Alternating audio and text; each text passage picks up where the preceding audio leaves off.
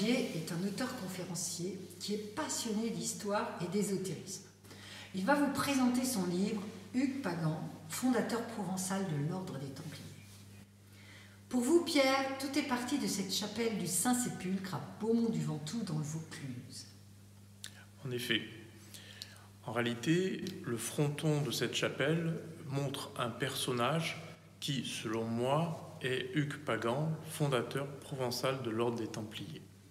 Je me suis rendu compte au cours de mes recherches que cette personne, cet abbé qui figure sur le fronton, était donc l'abbé du prieur Saint-Pierre de Bagary dans le Verdon.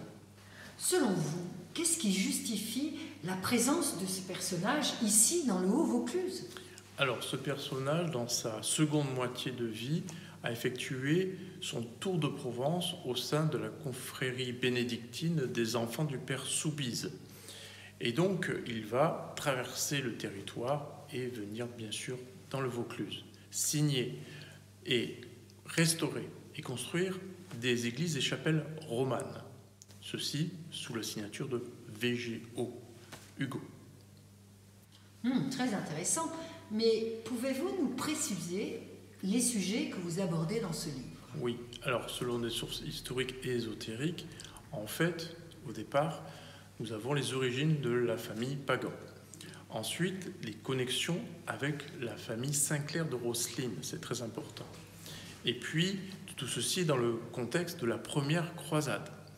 Et je développe, bien sûr, la fondation de l'ordre en 1118, et ce par Hugues Pagan jusqu'en 1129, car il en fut le maître. Et ensuite, nous avons le Concile de Troyes qui officialise l'ordre, et finalement, c'est Hugues Pagan, le chevalier champenois, qui va en prendre la maîtrise jusqu'en 1136.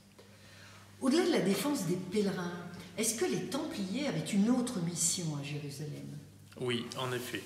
D'après mes recherches, des sociétés secrètes ont préparé la première croisade et ont missionné Hugues Pagan afin que celui-ci récupère des archives, des textes apocryphes, mais aussi hérétiques pour l'Église, également des reliques, des objets, des artefacts très importants pour la chrétienté.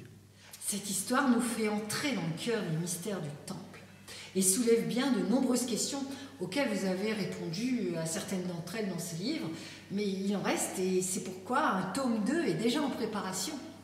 En effet, et l'histoire continue.